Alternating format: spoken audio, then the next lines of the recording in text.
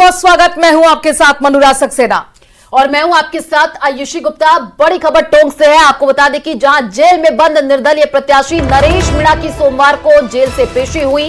नरेश मीणा को Uniara judicial magistrate के सामने वीडियो कॉन्फ्रेंसिंग के जरिए पेश किया गया। न्यायाधीश ने नरेश मीणा की न्यायिक अभिरक्षा 28 नवंबर तक को बढ़ा दी है और अब 28 नवंबर को फिर नरेश मीणा को कोर्ट में पेश किया जाएगा। आपको बता दें कि मतदान के दौरान थप्पड़ कांड के बाद 13 नवंबर को हुए उपद्रव के बाद अगले दिन यानी 14 नवंबर को नरेश मीणा को गिरफ्तार किया गया था। 15 नवंबर को निवाई कोर्ट ने 14 दिन की न्यायिक हिरासत में भेजा था। नगर फोर्ट थाने में दर्ज 4 मामलों में से एक मामले में नरेश मीणा को कोर्ट ने पेश किया गया और निर्दलीय प्रत्याशी नरेश मीणा ने उपचुनाव में 60,000 वोट आपको बता दें कि मिले हैं। नरेश मीणा के मैदान में होने से कांग्रेस प्रत्याशी की जमानत तक जब्त हो गई। तो बड़ी खबर, 28 नवंबर तक न्यायिक हिरासत को बढ़ा दिया गया है। नरेश मीणा थप्पड़ कांड में इस वक्त न्यायिक हिरासत में है। नरेश मीणा वीडियो कॉन्फ्रेंसिंग के जरिए आज कोर्ट में उनकी पेशी हुई।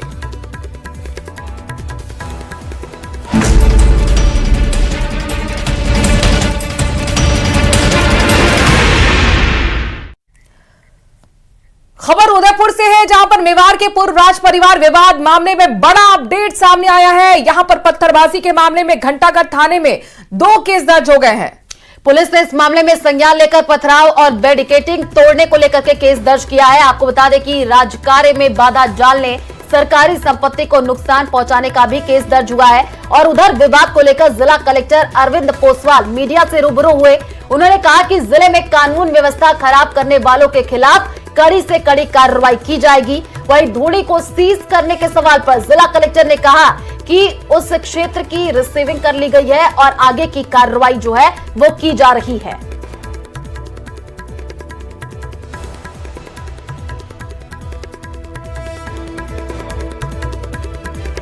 तो ये बड़ी जानकारी आपको दे रहे हैं। आपको बता दें कि इस पूरे मामले में बड़ी अपडेट भी निकल करके सामने आई है। पत्थरबाजी के बाद घंटाघर थाने में 2 केस दर्ज कर लिया गया है। अब इस पूरे मामले की जांच और भी ज्यादा तेज कर ली गई है।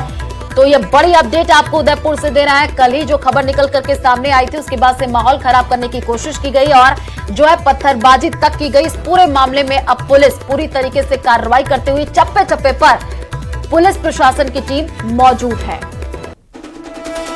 वो काफी किया नहीं है, उनकी तरफ से तो एक कमजोरी नजर आई है, क्योंकि कानूनी तरीके से, सामाजिक तरीके से, परंपरा तरीके से आप किसी भी नजरिए से देखें तो ये सिर्फ एक दर्शन की बात थी और मेरा हक भी है वहाँ जाके दर्शन करना।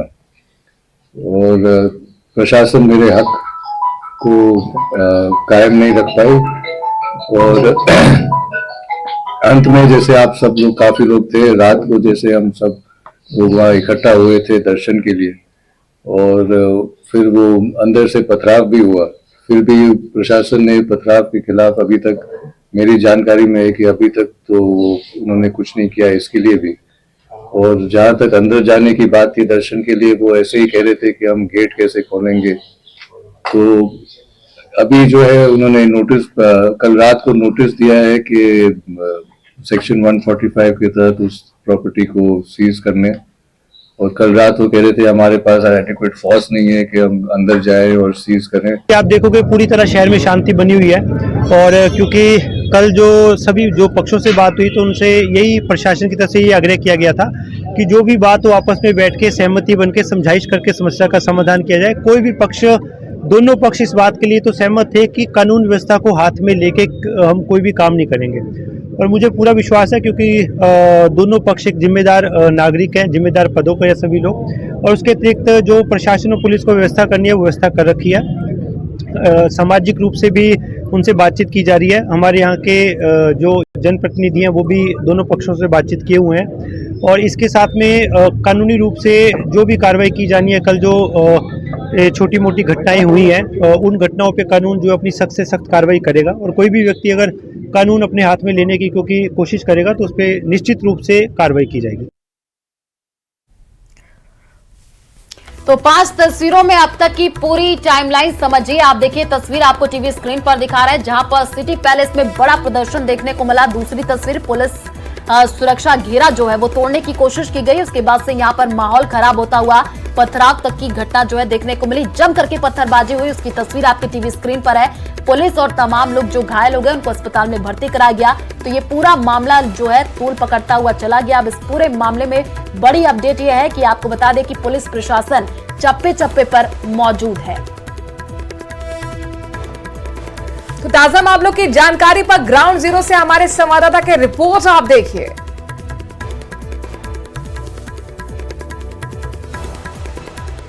राज परिवार के संपत्ति विवाद के चलते तनाव लगातार बना हुआ है और जो रास्ता जगदीश मंदिर से सिटी पैलेस की ओर जाता है उस रास्ते पर कड़ी सुरक्षा व्यवस्था की गई है, बैरिकेटिंग लगाई गई है, उसे बढ़ा दिया गया और जाब्ता बढ़ाया गया। आप देखिए कि हर लेयर पर हर जगह जो है 3 लेयर में बैरिकेड लगाए गए ताकि किसी भी तरह से कोई भी व्यक्ति जो कि अनाधिकृत रूप से अंदर प्रवेश करना चाहे भीड़ के रूप में, उन्हें रोका जा सके। और भी जो रास्ते हैं जो कि सिटी पैलेस के इस मुख्य मार्ग की तरफ आते हैं उन सारे रास्तों पर बैरिकेड लगाकर उन्हें बंद कर दिया है और जो पुलिस की जो टीम है वो टीमें जगह जगह पर तैनात की गई। इसके अलावा मैं आपको सिटी पैलेस का वो द्वार भी दिखाऊंगा। आप देखिए कि ये सिटी पैलेस का मुख्य द्वार है जहां पर कल सबसे ज्यादा उपद्रव देखने को मिला था, सबसे ज्यादा तनाव यहाँ देखने को मिला था, क्योंकि इसी जगह से भीड़ आक्रोशित होते हुए सिटी पैलेस के मुख्य द्वार तक पहुंच गई थी। उस द्वार पर पहुंचने के बाद में भीड़ में से कुछ लोगों ने पैलेस की दीवारों पर चढ़ना शुरू कर दिया, दरवाजे को तोड़ने की कोशिश करना शुरू कर दिया था।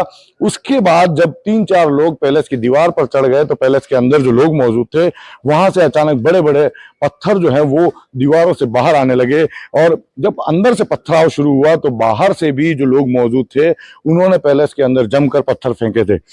उस समय बेहद तनावपूर्ण स्थिति हो गई। इस बीच में जिला कलेक्टर द्वारा यह आदेश जारी किया गया कि जिस धुनी दर्शन वाले स्थान जो जिसको लेकर विवाद चल रहा है उस स्थान को अधिग्रहित किया जाएगा। आप देखिए वो नोटिस, मैं चाहूंगा कि थोड़ा हम जूम करके उस नोटिस को दिखाने की कोशिश करें।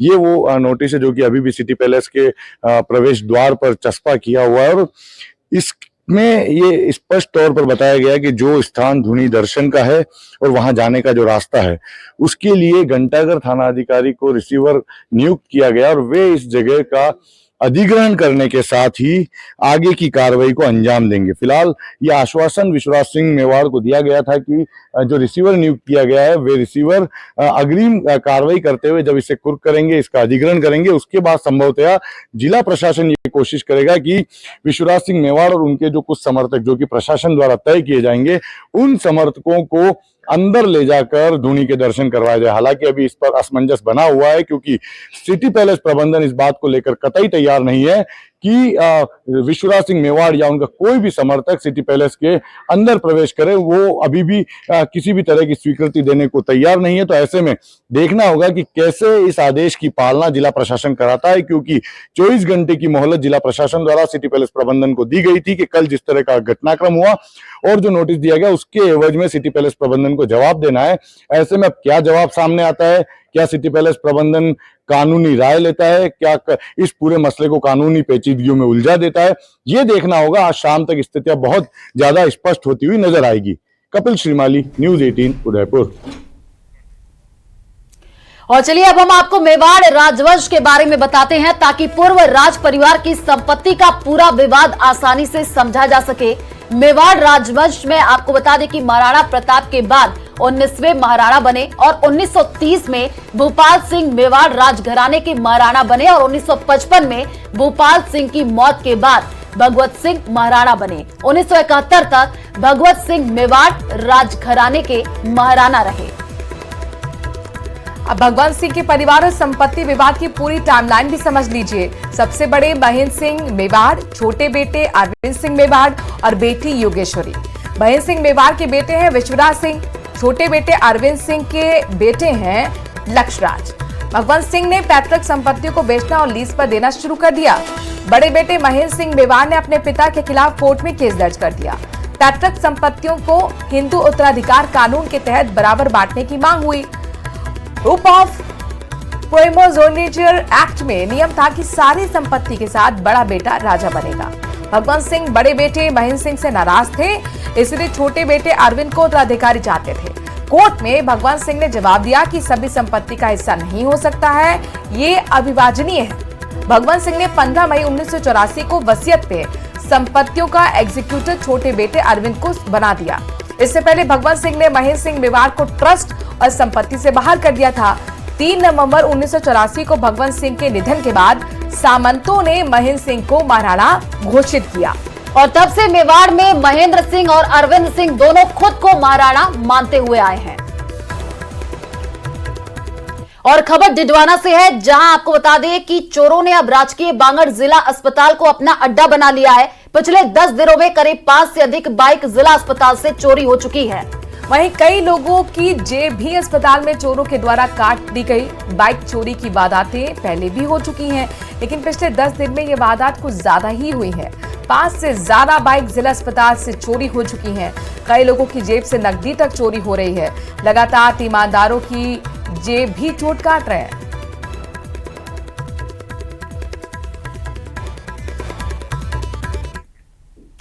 बिछीवाड़ा थाना पुलिस ने अवैध शराब तस्करी के खिलाफ कार्रवाई की है और रतनपुर बॉर्डर पर अवैध शराब से भरे हुए एक कंटेनर को जब्त भी किया है।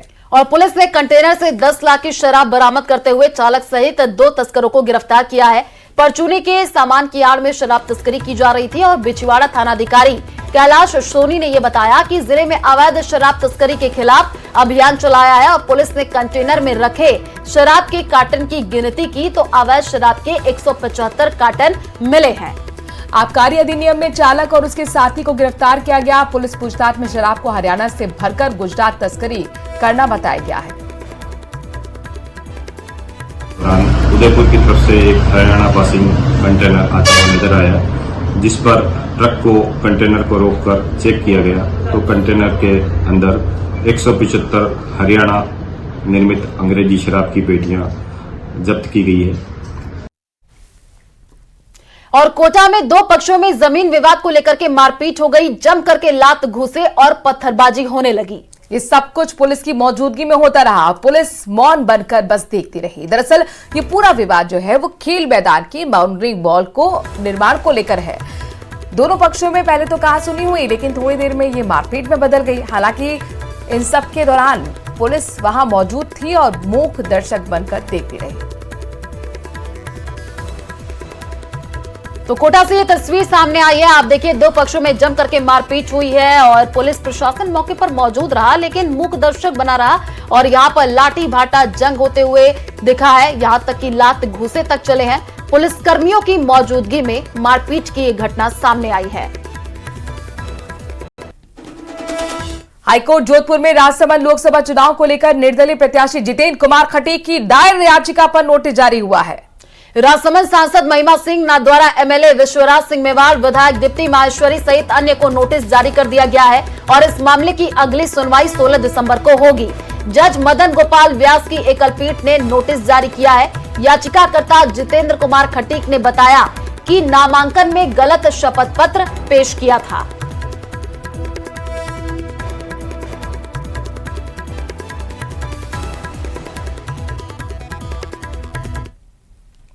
और नगर निगम हेरिटेज और ग्रेटर के सफाई कर्मी आज से हड़ताल पर चले गए। आपको बता दें कि आज ना डोर टू डोर कचरा संग्रहण का काम हुआ और ना ही कचरा उठाने के लिए ऊपर सभी लोगों के घर घर पहुंच पाए, ना ही रास्तों पर झाड़ू लगाई गई। सफाई कर्मी भर्ती में अनुभव प्रमाण पत्र को लेकर 2 दिन पहले हुए समझौते वार्ता के बाद फिर पेच फंस गया है।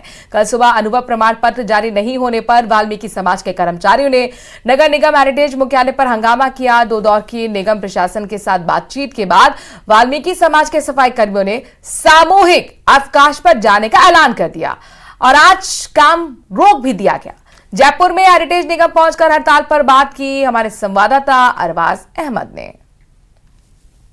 मामले में जयपुर के जो सफाई कर्मचारी हैं वो हड़ताल पर आ गए हैं और राजस्थान में इस हड़ताल को पहुंचाने की तैयारी की जा रही है। राजधानी जयपुर में करीब 8,000 कर्मचारी हैं, 300 टन कचरा रोज उठाया जाता है। इन हालात के अंदर जिस तरह से परेशानी पैदा होंगी वो एक बड़ा सवाल है।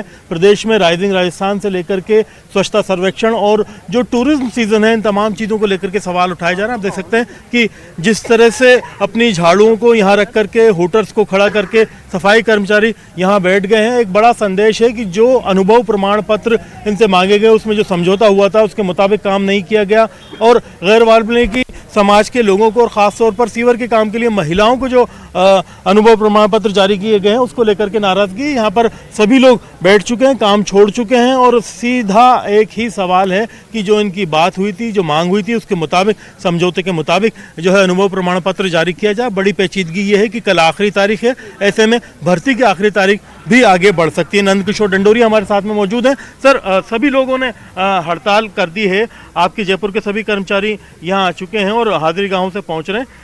क्यों ये स्थिति हुई और क्या बुनियादी परेशानी है? बिल्कुल, अनुभव प्रमाण पत्र में काफ़ी बाधाएं उत्पन्न हो रही है हमको। जो हमसे जो समझौता किया था उस समझौते के अनुसार अधिकारी अनुभव प्रमाण पत्र जारी नहीं कर रहे हैं, ESI PF की डिमांड कर रहे हैं, जबकि ESI PF की डिमांड की जो कोई बात ही नहीं थी। हमने उस समय भी अधिकारियों से निवेदन किया था कि साहब आप जो ESI PF की डिमांड कर रहे हो वो गलत है।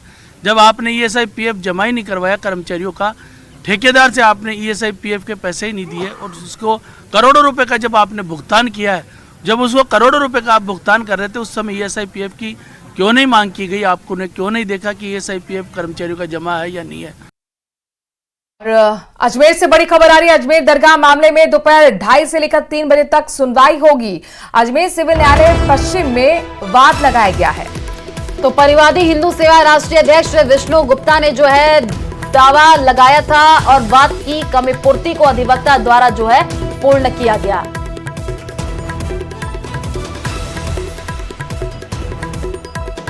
और अब खबर कोटा से है, जहां कोटा के गैर मुस्लिम इलाके में मदरसे के लिए आवंटित की गई भूमि पर विवाद शुरू हो गया।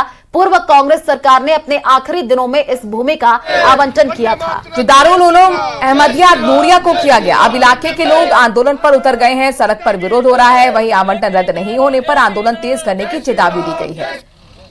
हमारे संवाददाता हिमांशु मित्तल ने गैर मुस्लिम इलाके में मदरसों के लिए आवंटित की गई भूमि पर ग्राउंड रिपोर्ट जानी और लोगों से बातचीत भी की।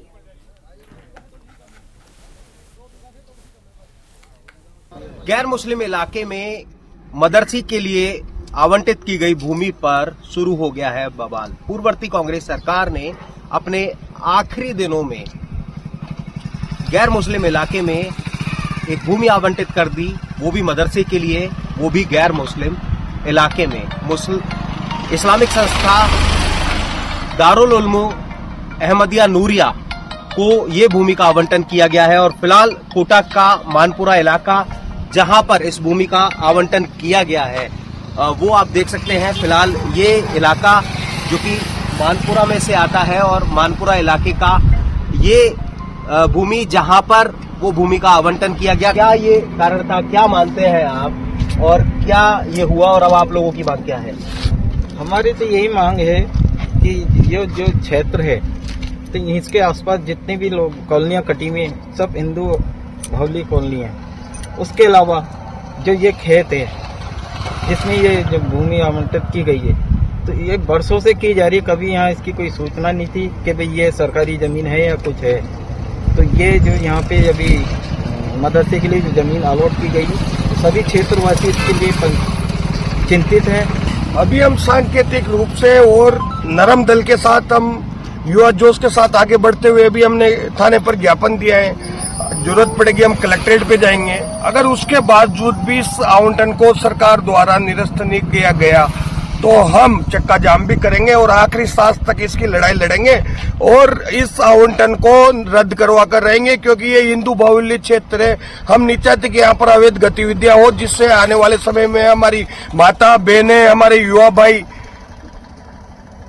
इसका शिकार हो। क्या कोई ये जो आवंटन हुआ ये निरस्त हो ताकि ये जो शांति प्रिय इलाका है ये शांत रहे।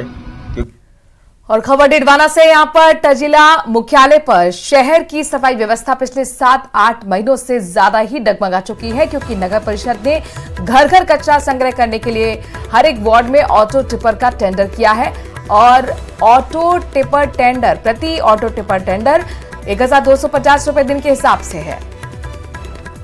इसके बावजूद भी ठेकेदार के द्वारा अपनी मनमानी की जा रही है और प्रत्येक वार्ड में पिछले 7-8 महीनों से ऑटो टिपर नहीं चले हैं। करीब शहर में 5 या 7 ही ऑटो टिपर धरातल पर चल रहा है और बाकी सभी ऑटो टिपर खराब हालात में जो है और पड़े हुए हैं। ऑटो टिपर नहीं चलने को लेकर के जब इसकी पड़ताल की गई तो पता ये चला कि कुचामन रोड शिव सागर होटल के पास में एक बाड़े में सभी ऑटो टिपर खड़े रहते हैं। सही है कि ऑटो टिपर कॉन्ट्रैक्टर को दिए हुए थे, कॉन्ट्रैक्ट हो रखा था। इसमें उस कॉन्ट्रैक्टर को काफ़ी टाइम से भुगतान भी नहीं मिला था और उसको दिया था, परंतु उसमें कुछ ऑटो टिपर हैं जो मेंटेनेंस पर हैं, इस वजह से वो अभी मेंटेनेंस के लिए वो गए हुए हैं और अभी वर्तमान में 5-7 ऑटो टिपर चल रहे हैं। उनकी पब्लिक की व्यवस्था के लिए हमने ट्रैक्टर ट्रॉली अलग से लगा रखे हैं ताकि ये उनकी कुशल पूर्ति करते रहें। माउंट आबू में राज्य सरकार के रोडप विभाग द्वारा पिछले करीबन 2 दशक से सीवरेज योजना का कार्य चल रहा है, लेकिन इसके कार्य की पोल तब खुल गई जब 2 महीने पूर्व माउंट आबू की नक्की झील में सीवरेज की लाइन फटने, नक्की झील में गंदगी फैली और बड़ी मुश्किल से इस गंदगी को रोका गया। तो वहीं माउंट आबू के अलवर पैलेस तालाब में सीवरेज चेक पॉइंट पर लाइन फटने से भारी मात्रा में गंदा पानी तालाब में जाने लगा। यहाँ विश्व प्रसिद्ध शिव मंदिर भी है और आदर्श विद्या मंदिर स्कूल भी, जहाँ देश के कोने कोने से बच्चे पढ़ने आते हैं। यहाँ इस परिसर में एक वेद विद्यालय चलता है, संस्कृत विद्यालय, और एक सीबीएसई पैटर्न से 450 बच्चे का एक विद्यालय और चलता है। एक मंदिर परिसर है और गौशाला है। खेतीबाड़ी की बहुत बड़ा हिस्सा खेतीबाड़ी में यूज आता है। तो ये सारा ही हमारे जो झील का पानी मंदिर में और विद्यालय में और गौशाला में इस्तेमाल किया जाता है। जब से ये सीवरेज वाला काम चला है, सारी ही ये आबू की जो नगरी है, एक काशी नाम से जानी जाती है, पवित्र नगरी को एकदम से अपवित्र करके रख दिया है। राजसमंद के रेल बगरा के बाबड़िया कला में भगवान शालीमार्ग और माता तुलसी विवाह के बाद रिसेप्शन का अनूठा कार्यक्रम आयोजित किया गया। बाबड़िया कला के ग्रामीणों द्वारा आयोजित इस कार्यक्रम में हजारों श्रद्धालुओं ने शिरकत की। तो तस्वीरें भी आपको राजसमंद के दिखा रहे हैं। आपको बता दें कि कोतड़ी गांव से माता तुलसी के पीहर पक्ष को बुलाकर जो है पावना रस्म का आयोजन किया गया और तुलसा जी के पीहर पक्ष द्वारा 61,151 रुपए नगद और भगवान शालिग्राम सहित वर पक्ष के परिजनों को वस्त्र भेंट किए गए। और यहाँ पावना कला प्रोग्राम रखा भगवान ठाकुर जी का और तुलसा माता का। उस प्रोग्राम में हम यहाँ सब एकत्रित होकर ट्रैक्टर द्वारा हम यहाँ सब प्रोग्राम में पधारे। यहाँ तुलसा जी का उनका रिसेप्शन रखा और वहाँ से पावना रीति का प्रोग्राम रखा। इसमें भगवान के यहाँ थाली में ये 61,000 जैसे पैसे रखकर और उनके कपड़े लते और ऐसा पावना रीति में लेके। और इसी के साथ अभी के लिए इस बुलेटिन में इतना ही, और आगे आपको दिखा